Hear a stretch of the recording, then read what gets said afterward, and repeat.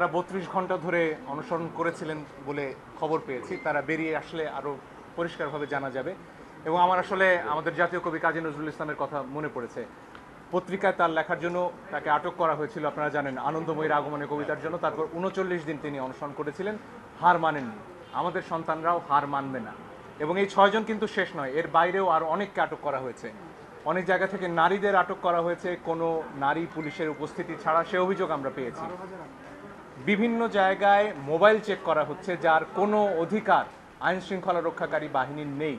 এইগুলো অবিলম্বে বন্ধ করতে হবে। আজকে আমার স্ত্রী আমার পাশে রয়েছেন, তিনি একটু আগে ঢাকা বিশ্ববিদ্যালয়ে যাওয়ার চেষ্টা করছিলেন। আমার শাশুড়ি, তার বয়স ৬৯ বছর, তারা ঢুকতে পারছিলেন না। এই ৩ জন মহিলার ভয়ে আমাদের দেশের পুলিশ তটস্থ হয়ে রয়েছে। তারা বিশ্ববিদ্যালয়ে ঢুকলে নাকি খুব বড় সমস্যা হয়ে যাবে। এই বাধা কেন? আমার স্ত্রী, আমার সন্তান, তারা কেন শান্তিতে নির্বিঘ্নে আমার রাস্তায় চলাচল করতে পারবে না? এটাই আমাদের প্রশ্ন। আমাদের খুব পরিষ্কার কথা, এই ধরনের হয়রানির কোনো অধিকার আমাদের সংবিধান দেয়নি। মোবাইল চেক করা যাবে না, বিনা কারণে কাউকে তুলে নেওয়া যাবে না, নারী পুরুষের উপস্থিতি ছাড়া নারীদের ধরে নেওয়া যাবে না। এগুলো অবিলম্বে বন্ধ করতে হবে।